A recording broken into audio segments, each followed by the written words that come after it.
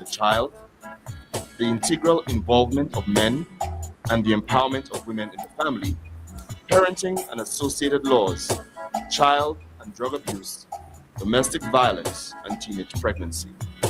Call in to air your views and make your contributions on 459 7885 or 459 7888. Family Matters, 88.5, Sufre FM. There was good and evil. We chose good. I raise the time of the Most High.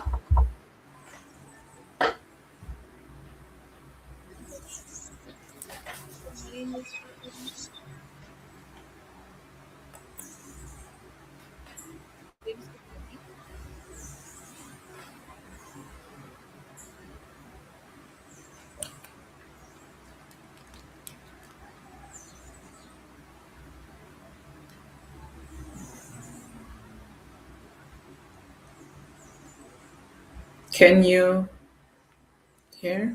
Testing. Testing.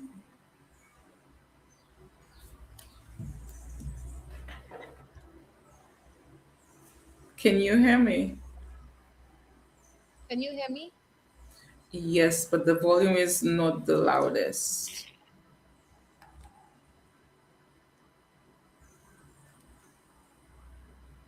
My apologies, listener. We're having a bit of technical difficulties. As this is being fixed, good morning, everybody. Thank you again for joining us on Family Matters. I would like to extend birthday greetings to my colleague, Mr. Angus Joseph, who works very tirelessly to ensure that everything goes smoothly in my office. So, Mr. Joseph, if you're listening, happy birthday to you. I hope you have a great one today and for the rest of the month as we April borns, the best month, are celebrating our birthdays. Yes. So to everyone listening, good morning and thank you for joining us. I'm hoping that we have a great discussion today. Of course, every time you see this lovely lady on, you know that we are indeed up for a great discussion. Again, Mr. James, thank you for honoring my request. Very short notice, and of course, I could always count on this lovely lady. Thank you again so much. Over to you. You are welcome. Pleasant good morning, St. Lucia. Good morning to all of you who are locked in on to Super FM Family Matters. And as Ms. Bodymet has mentioned, you are in for a great discussion, and it's a topic that I believe every single person can benefit from. So I am Sasha Shafia James, counseling psychologist, and I am currently serving as the EAP manager, the Employee Assistance Program Manager within the Ministry of the Public Service. And of course, I am no stranger to Super FM. So thank you once again, Ms. Bodymet, for having me today. Always a pleasure, and I should say thank you for honoring my request to be here. So let's give the listeners what we are going to discuss, what they are in for today. All right. So today we are going to be looking at self-care and self-care management practices. How do people engage in proper self-care activities to help them to manage their stresses, to help them maintain good mental health? We've spoken about mental health on this very program in the past, and I'm pretty sure you have heard some information about stress management, but today we are zoning in on self-care and self-care management practices, and that is expected to help you to care for yourself better and manage your stresses. So, of course, we will be starting off by delving into what self-care is. Many times we engage in discussions, and sometimes presenters assume that people know exactly what they're talking about. But here we dissect every single thing for you. So when you listen, when you leave this place, you understand fully what we are talking about. So, self care is really the practice of taking action to nurture, to care for yourself, to preserve your mental health, and not just your mental health, but your overall health. So, self care has to be intentional. It's not something when you start to feel well, Renita, you forget about it. Self care has to be a daily thing, it has to be intentional, it has to be strategic. So, essentially, in a nutshell, this is what self care is. And of course, we will be delving into some self care management practices, importance of self care. Thank you so much for that. I'm listening to you and I'm thinking that he have been so guilty by not practicing proper self-care. I was recently at a workshop and to my surprise, I did an assessment and I am not practicing proper self care. And of course, it was brought to my attention that it is very important to practice self care. I'm so happy that we're discussing that today, as like you've said, Mrs. James, that we speak about our mental health and self care is a very big part of it. Of course, somebody may look at you on the outside and say, oh, she's fine, she's great, she's doing well, look at her, she's able to cope at work and so on.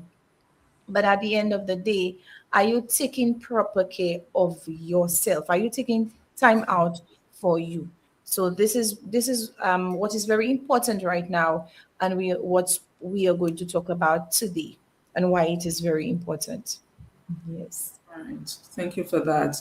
And even before we go into some of the benefits of self care, I want to just engage the listeners in just a brief activity. So, wherever you are at this time, I just want you to close your eyes. I'm going to do mine also. Yes.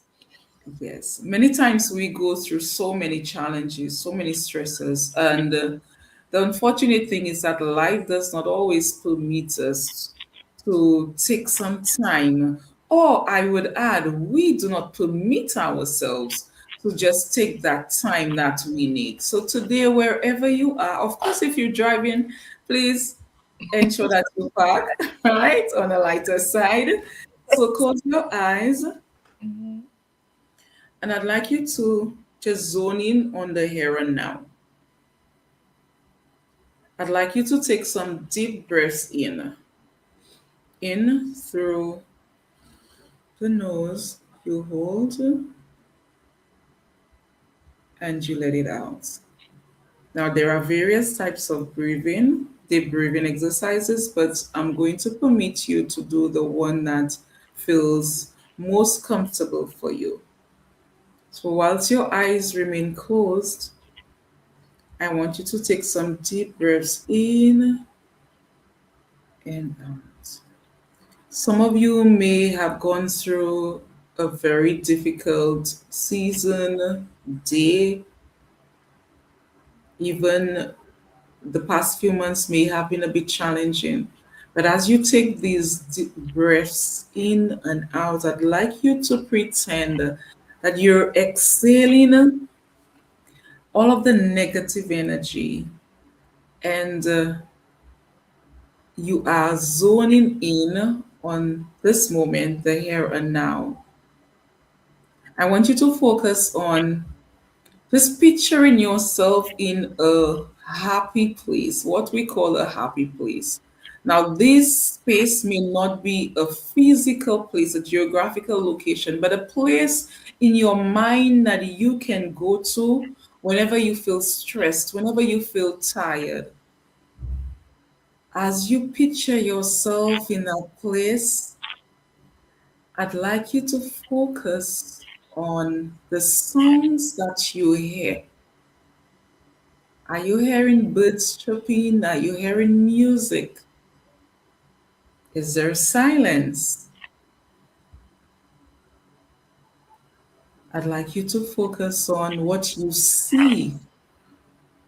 If you're like me and you love nature, you might very well see perhaps some lovely mountains, some trees, a stream. And as you picture that, think about the sounds that you hear, the water, whatever makes you feel calm and peaceful. I'd like you for a few more minutes to just zone in on that.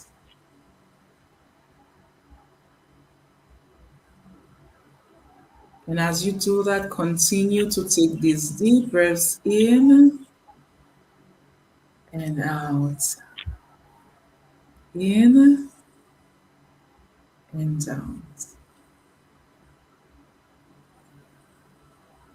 Now I'm going to have you come gradually out of this place. Now, I'm sure most of you would love to stay in that place because that place you feel calm and tranquil away from all of the noises. But of course, in the interest of time, we're going to gradually transition back to the here and now. So, when you're ready for that, I encourage you to open your eyes and take the last deep breath in and exhale out and stretch. I was actually at Village Point. Come back. Yes.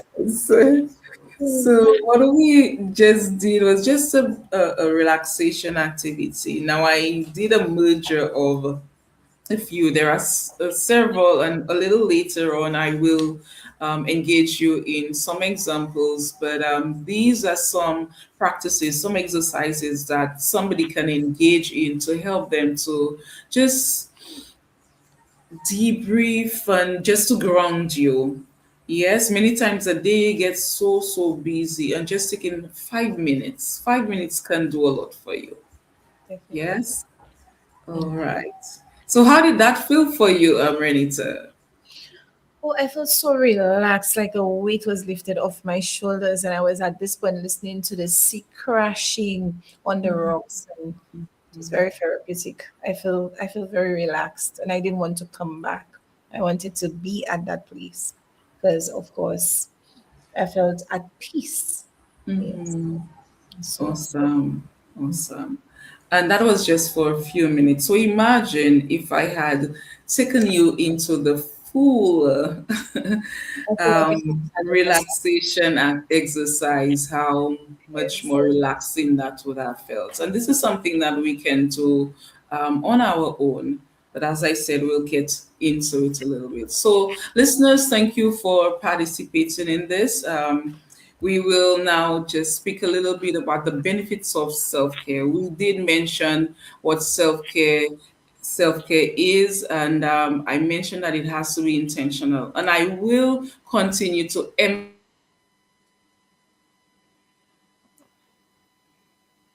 Okay. I think we're having a bit of a technical difficulty here. Okay. So once we wait I for Miss believe Williams, okay. okay, I believe we would have lost connectivity for a few seconds. Yeah. Okay. Yes. Come back. All right. So I'm just going to reiterate. I did mention, and listeners, thank you for your indulgence. We are aware that as we rely on technology, technology does not always cooperate. So, as I was saying, I will be looking at the benefits of self care. But even before that, I want to reiterate that self care has to be good self care. Practicing good self care has to be intentional. And the reason why I'm saying intentional, sometimes we are not totally aware that we have to make the effort to practice good self care. Yes. So, one of the very first things I want us to look at is the benefit of boosting our immune system. Did you know that practicing good self care can help you to boost your immune system? Awesome. Learning Practice, something new every day. yes, Yes. it helps to boost your immune system. Many times, and we cannot speak about practicing good self care if we do not speak about stress. Lots of us experience various types of stresses. And when we practice good self care, it helps to reduce the stress levels. And stress, of course, in high levels, what we call the chronic stress, can compromise people's immune system. And this is why, Renita, when you look around, there are people who you may interact with who always have a virus or are always experiencing some sort of medical challenge. High stress levels, as we know, contribute rather to cardiovascular diseases and other chronic health conditions. So when we can manage our stress levels by practicing good self-care, it helps to boost our immune system. So imagine you are practicing good self-care. That includes eating the right foods, exercising, getting enough rest and sleep. It will do well for your immune system. So this is the link. This is how it helps you. I'm happy to hear that. And you're speaking, I'm just thinking that some persons, even myself, I'm guilty of it, that sometimes we're at work and we're so overwhelmed with the amount of work that we have to do that we forget, we get lost in work. And when somebody asks, but do you practice self-care? What do you do? And you're like, I do not have the time. Where do I get the time to do the exercise? Where do I get the time? So sometimes when you work, for example, I'm sometimes so caught up in a case that I even forget to eat, that I don't take my lunch. So um, I need for us to practice self-care. And of course, Mr. James is going to give us some tips on how we could take some time, even in your own office, how you could take some time to practice self-care. Okay, so I was saying, um, I would love that you emphasize on persons who are in their own office at work, how they could take some time within that their working hour, take some time in that office to practice some self care, some tips on how to do so.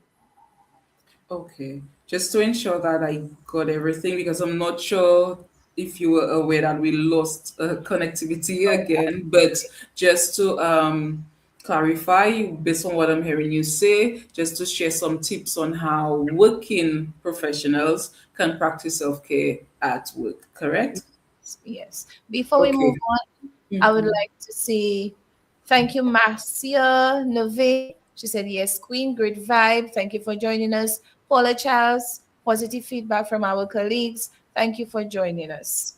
You're welcome. Go ahead. Okay, awesome. So first of all, again, I mentioned that we have to be intentional. So it first starts with intentionality, right? So as working professionals, there are times there's a lot that is required of you. But how do you practice self-care, good self-care at work? First of all, ensure that the basic things of having your meals, breakfast, lunch, you take your lunch hour.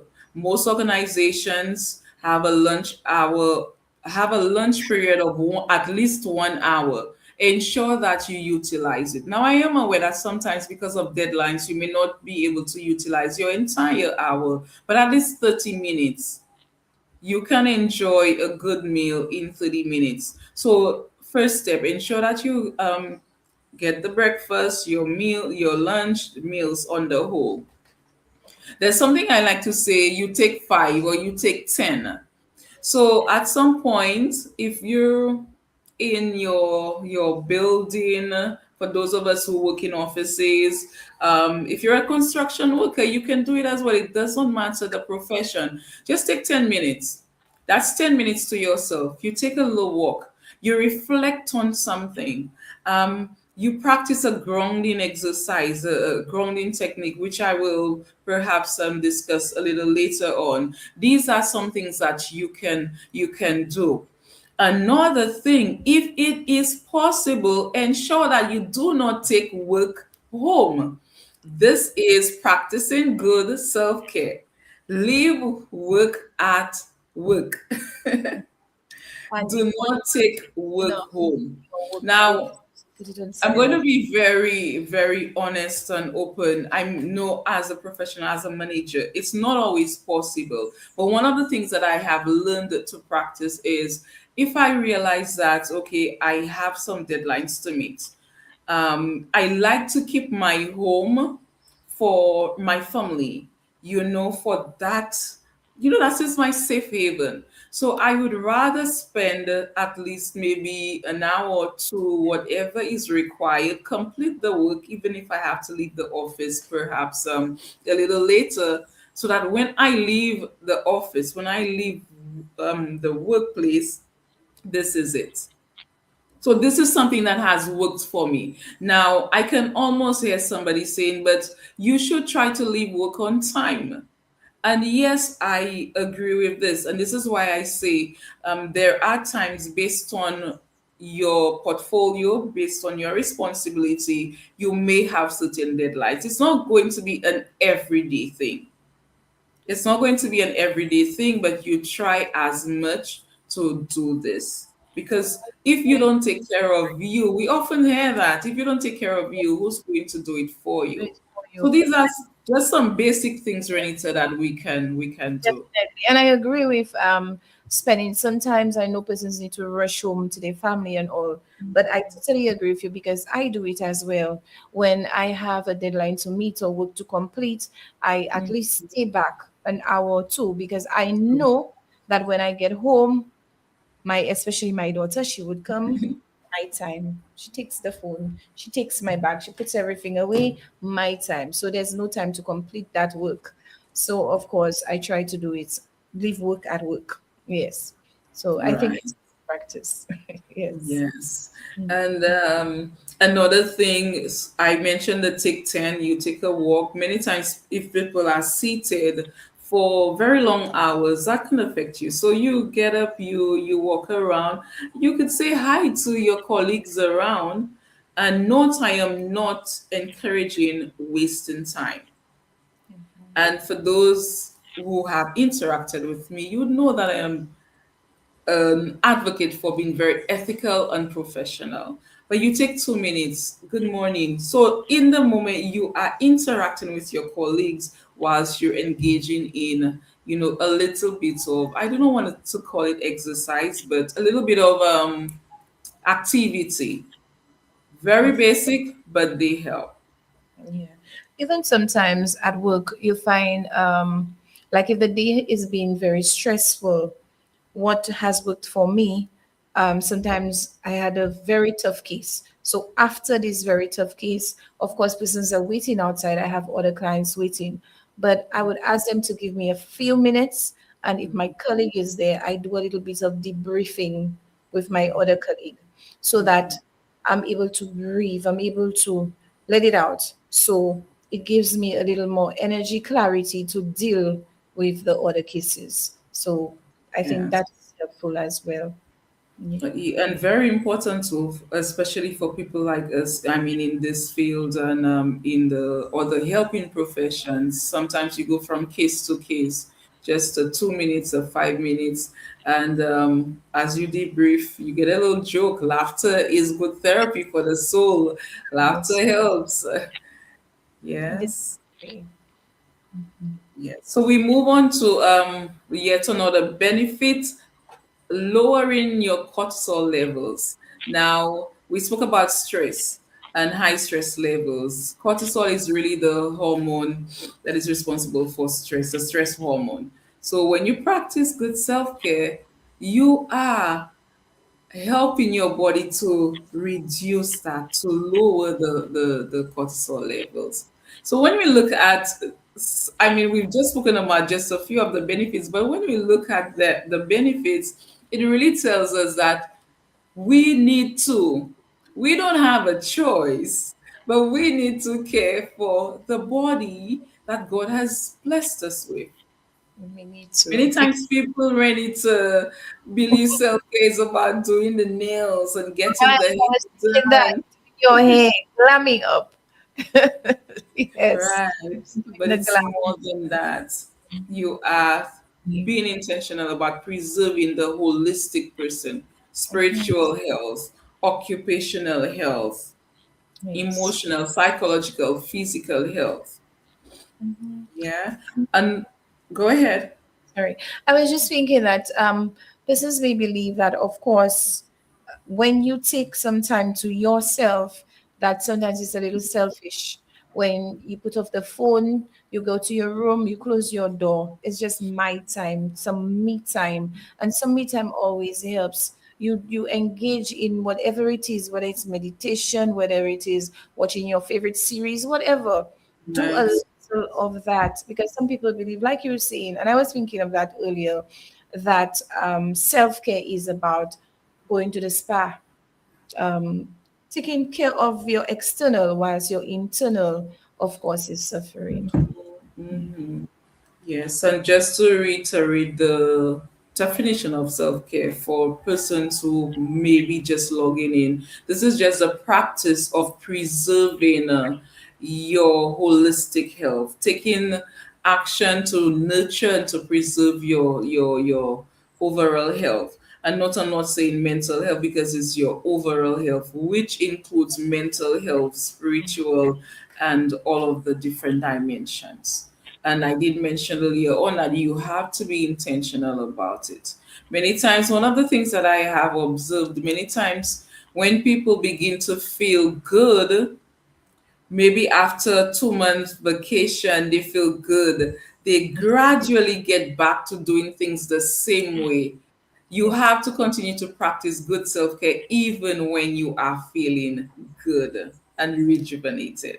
Because what would happen is that when you start to be a bit complacent, you are gradually going to begin to feel the same challenges that you would have been experiencing before. Of course. And when Yes. overwhelmed, and of course we use this word very freely, stressed, because most of the time we feel stressed, your body will tell you. Because I don't know if Yes. anybody has experienced it. I've been in a place where I can't get off my bed. I literally have no energy to get off my bed. And this is your body telling you that you need to take some time off to care for you. Because if you don't, of course, your body is going to will take over. And you don't want that to happen when it shuts down.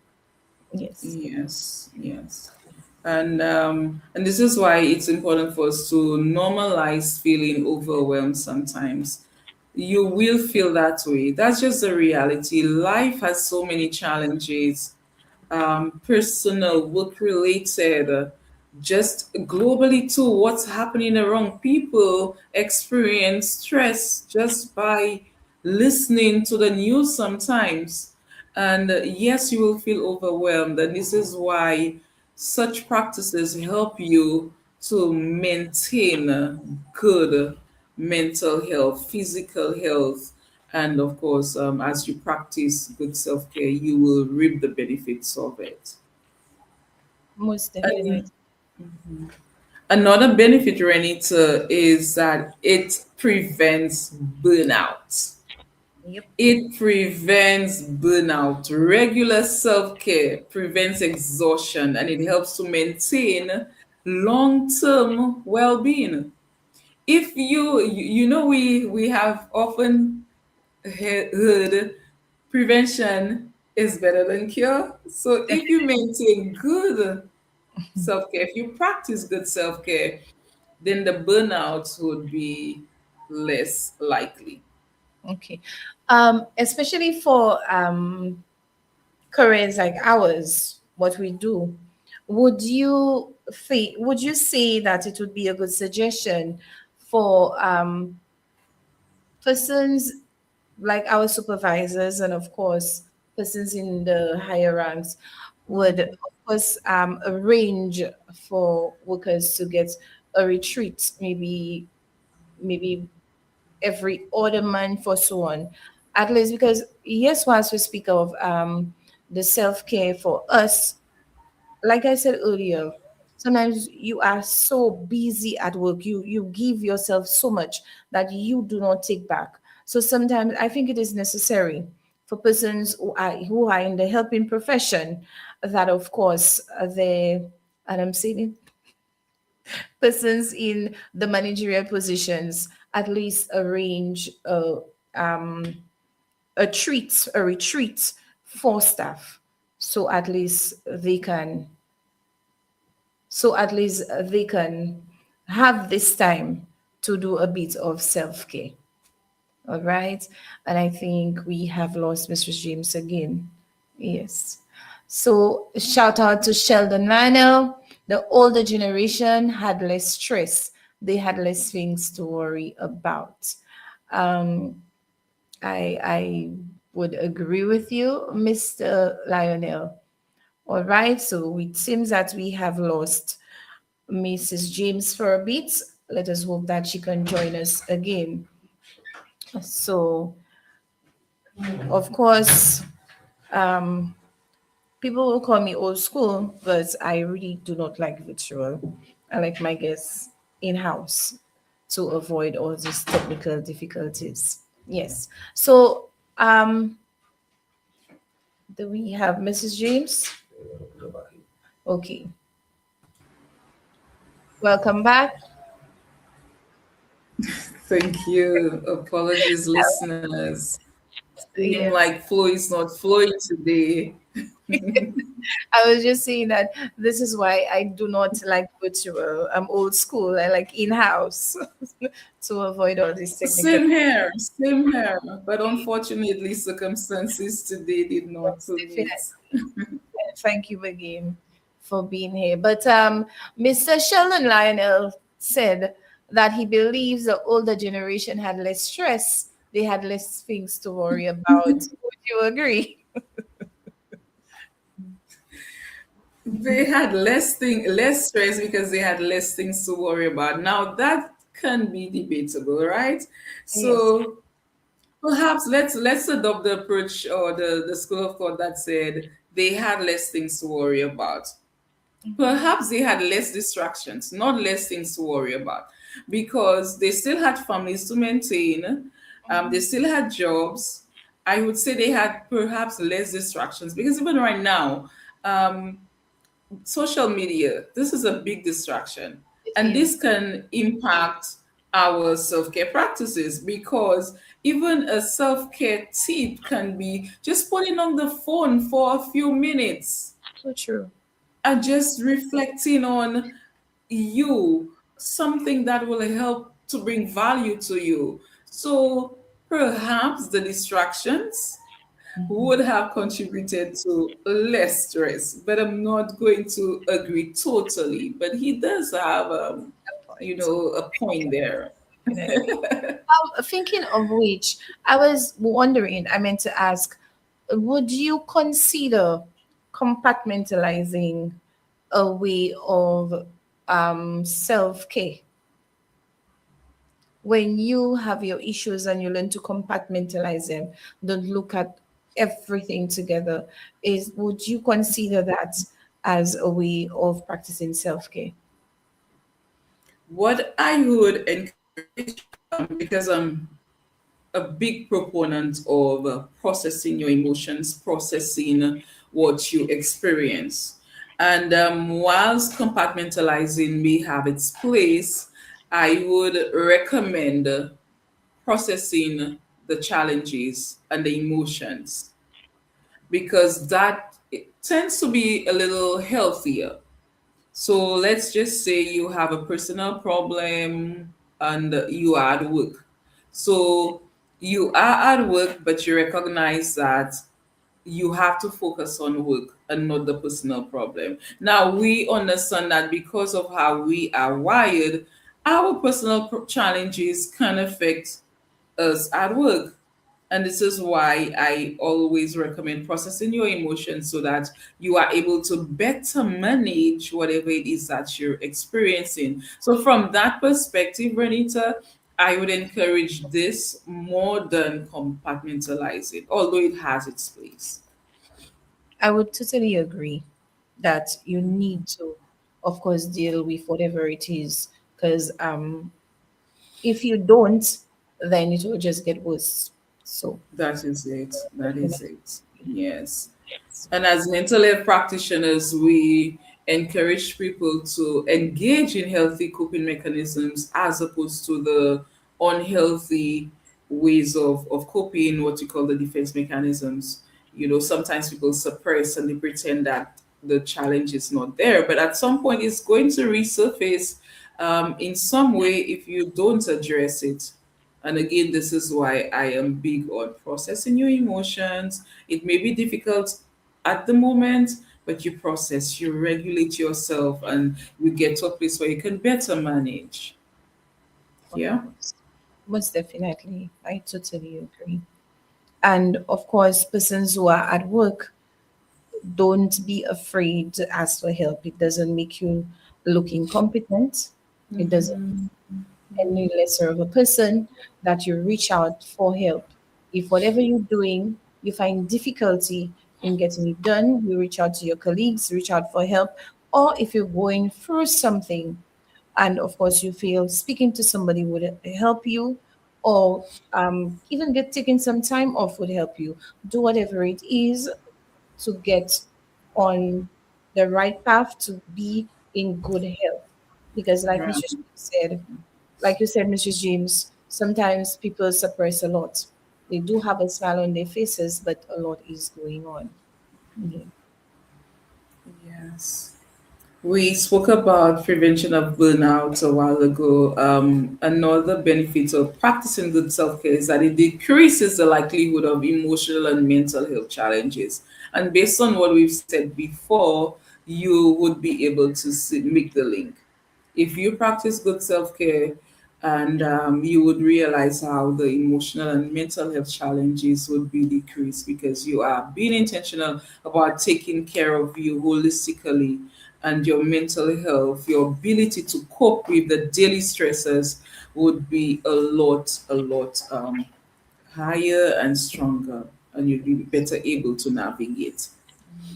Yes. We have also increased productivity. Of course, that is a given. If you practice good self care, you're feeling good, right? Or at least at 80%, even 70. Very much so. You will get more out of work instead of if you're feeling very lethargic, you're sleep deprived, your productivity level would be compromised. Okay. And Mr. Sheldon Lionel is asking if the challenge or trigger is at work. Any recommendations? Very good question. If the trigger is at work, okay, first of all, one of the things that I would recommend now, I will do as much as it's not a one size fits all, but I will be as general to help to give you some context to that, right? So, if the challenge and the stressor is at work, first of all, you have to recognize is that challenge within my control? Because there are times, let's take um, a promotion or a difficult coworker or coworker who's presenting rather with problematic behaviors. This is at work. Is that within your scope of control? That's the first question to ask yourself. Because many times these things are outside of us. We cannot control how a person behaves and responds to certain situations, and more so us. So we have to first of all recognize that this is outside of my control. So, and then I transition to regulating myself. How do I now engage in good problem solving, managing myself so that this problem that is outside of my control does not impact me as much as it is intended to?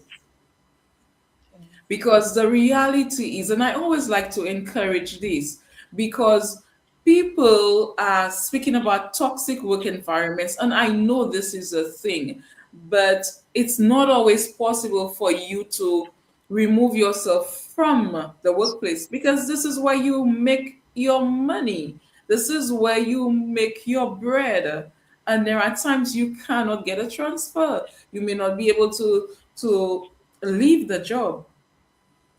True. because leaving the job may create another problem, another stressor, a financial stressor. So generally, this is what I would encourage people. And of course, Sheldon, um, if I know a bit more about the situation, then the strategies would be more contextual. But just generally, also engaging in having a support system that can help you to navigate it. I always say, if you are a trustworthy person, if you are a supportive person, there must be at least one other person like you whom you can go to. And if all else fails, you can seek professional help where you sit with a therapist who will be able to guide you on how to navigate the challenges. So I hope this helps, Sheldon. Thumbs up. So I'm guessing that it did. So Okay, okay. thank you for the feedback, Sheldon. Yeah. All right. Okay, so I believe we can now move to how we practice good self-care. Definitely. Yeah, of course, the benefits of self care, the list that I provided, this is not an exhaustive list, but there are so many other benefits. But I want us to engage in a discourse on how do you practice self care. It's not very challenging, it's not difficult, but the question is, why is it that we often fail to do it? Before we let's just digress a little. Before we go into how to practice good self-care, Renita, why do you think that we fail so miserably sometimes? Why I do think people fail? I think we overlook it because we feel that, oh, that's not necessary. Okay, for example, once I was doing my assessment, and we had to during my workshop. So part of an exercise we had was to go and practice a self care activity and come back to give feedback to the class. So Mm, I gave a situation where I was dealing with a client and so on. And when I got to the office, instead of rushing out to deal with my clients who were already waiting for me, what I did, I sat in my vehicle for a good few minutes and did the breathing exercises, the breathing techniques. So because I had to do it, I did it. But a lot of times we overlook it mm. because, like I said, sometimes your job is just so, it takes so much out of you, it requests so much from you that we overlook the little things. Yeah.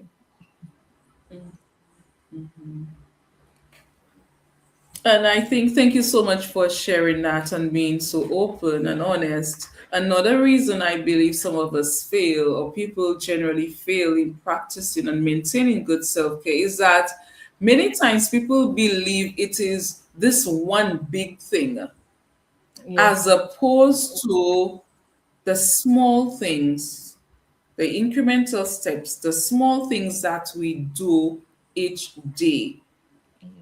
All of these contribute to the greater whole and to the bigger picture. So we did mention that it's not about going to get your nails done or massage or getting a pedicure or traveling. It's not about that, although these things form part of some self-care exercises. So when we look at it that way, we might feel that it's so difficult for us to practice good self-care. But when we take the incremental steps, the small things, you mentioned a while ago, staying in your vehicle. One of the things that I do sometimes when I get into my driveway, I just stay in the vehicle for a few minutes. I stay in the vehicle for a few minutes, just my me time before I step into the house. Um, just my me time, or I may engage in taking a little break where it's just me and my thoughts, or listen to some music. All of these things, though they seem minute, can help. Very Taking much. a walk, just pausing and getting a glass of water. Mm. All of these are small things that will help you to feel better. I believe that if we develop a routine, like a daily routine, then it Mhm. becomes easier. Like you're saying, to stay in your driveway when you get home. This is again something that I do. But when you have children again, come knocking on your door, are you okay in there? Yes. So, of course, we try to develop a routine, and especially at work, especially at work. Yes. Yes. At some point, what one of the things that I did at work when I realized that I don't know, work was just working. Let's put it that way. I had to be a bit more intentional, so I would just take my lunch hour and go to the beach or have my lunch somewhere outside of the office, because one of the challenges that a lot of professionals face, if they are in the office, the phone rings or somebody comes to them, and I'm telling you, these are things that happened to me. Just recently I was having my lunch and there was a walk-in. Now of course, the better thing would have been to finish off my lunch now, because when I eat, I just want to focus on what I'm doing, what I'm eating. I enjoy my food better. The fact that I know somebody's waiting for me, Mhm. I rather just stick up in and go. But and these are some of the things that happen, distractions. So if you take your lunch hour, the lunch hour that is owed and due to you outside of the office, then sometimes it's a bit better. Now, of course, not everybody is able to do that. Some people are not even mobile, but you can go maybe outside to the lunchroom away from the desk Yeah. and practice what is called mindful eating. So you're not on your phone. And I know it's a little difficult sometimes because we always want to be scrolling. It's Or, almost like the food tastes better when we're watching something. or listen to some music. Yeah. Yes, yes. But just basic things that can help us. So just to summarize this part, self care. Sometimes people see it as this one big thing as opposed to small steps, small activities that you can engage in. So, how do we practice self care? Self care management practices. The first thing is set specific self care goals. Repeat Ensure that. that, Sorry, you were a little muffled. okay, so we will go into how to practice good self care. Yes. Self-care management practices. So the very first step, set specific self-care goals. Okay. It's better. Yes. Set specific self-care goals. So you may, and even before that, let me engage you in an exercise. Now there is a tool that we use. It's called the self-care wheel. Now there are several dimensions to the self-care wheel. We have the physical, the psychological, emotional, spiritual, personal, and professional. Based on the various dimensions that I've just articulated, I want you to just take just half a minute to reflect on all of them and assess yourself. How well have I been doing with these dimensions, or in these dimensions rather? And I'm going to repeat it: physical, psychological, emotional, spiritual, personal, and professional. How well or how poorly have I been doing? Am I exercising? Am I taking care of myself? Am I able to express my emotions? Am I regulating my emotions? When I feel poorly, am I able to recognize that today I'm not feeling my best? Now, after you've reflected on that, I want you to assess yourself on a scale of 1 to 10, 10 being excellent, representing excellent, and 1 poor. Assess yourself. How poorly am I doing or how good am I doing? Let's use physical, for example. So, after assessing yourself on the physical, you may realize that, you know what, I've not been doing too well. I'm not exercising, I'm not eating well, I'm not getting enough rest. And you may give yourself 4 out of 10. Now you can do the same for all of it, but of course, in the interest of time and just by way of example, so you understand what is being ask of you to do in this time. I am just going through this with you. So we'll use the physical dimension, for example.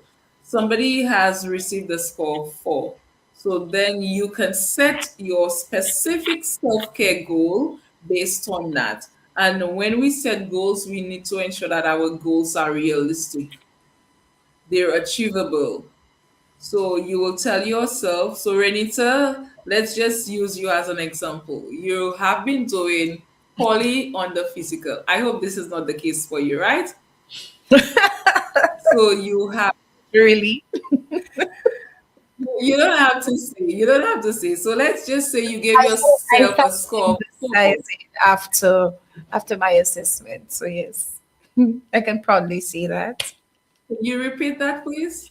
I said, so after my assessment, of course, I took it into consideration. I took it very seriously, my lack of self care practices. So I've started exercising, I've started drinking more water, paying attention to my health a little more. So, yes, I can proudly say that. Okay, awesome. Yes. But let's just say before you had a score of 4, just Yes, by way of an example. So your self-care goal would be, okay, I would like to exercise at least 4 times a week. And note you're saying at least 4 times a week. That makes the goal measurable. yes. You can evaluate the goal after. So after the week, you would be able to ascertain whether you would have met that self care goal. And you can do that for all of the dimensions. Just reflect on yourself, assess, be honest with yourself, and see where you are doing poorly or where you're doing, very good. So you set specific self care goals. So that way you make it a routine, as we would have mentioned before. Yes. Secondly, you make self care priority. It is not luck and chance. If perchance I get the time, then I will sleep. If perchance I get the time, then I will rest, then I will eat. Make it a I'm priority. so happy that you mentioned sleep because I find persons take sleep for granted. It's like, why sleep? That's wasting my time. So I'm happy that you mentioned Yes. sleep as self care. Yes. Yes, and some people will tell you sleeping is, as you said, sleeping is a waste of time. They're on the hustle and they need to make the money. And no, you have to, because the same hustle, the same money that you want to make, if you don't care for yourself, then you will not even be able to work. You will not be able to do half of the things that you want to do. Very true. Especially, And I, sorry, go go ahead. ahead. I was saying, especially some persons with certain careers, especially bus drivers, and it is very scary when you hear passengers say they were on a bus and the bus driver was falling asleep. This is very dangerous. So, especially for bus drivers, I believe that they need to practice some more self care, especially in sleeping and exercising. Yes. Right, right. And Renita, one of the things before we go to the third point, one of the things for those of you who are listening, you can just ask yourself a few questions just to do your own check in. Right now, ask yourself, how am I feeling? How am I really feeling? How am I really feeling? Am I tired? Am I stressed, anxious, or just needing a break? Our bodies tell us when we need the break, right? Are you needing a break now? When was the last time you got 8 hours of sleep? When was the last time you enjoyed a nice meal and you focused on it and you engaged in mindful eating? When was the last time? Do your check in. How am I really feeling now? Am I more forgetful? Because this is a sign of stress too. When you're on the high levels of stress, you tend to be forgetful. You cannot concentrate. So, listeners, for those of you who may be still asking yourself, but how do I know when I need a break? You can ask yourself these questions. Self care is not selfish. It's not selfish.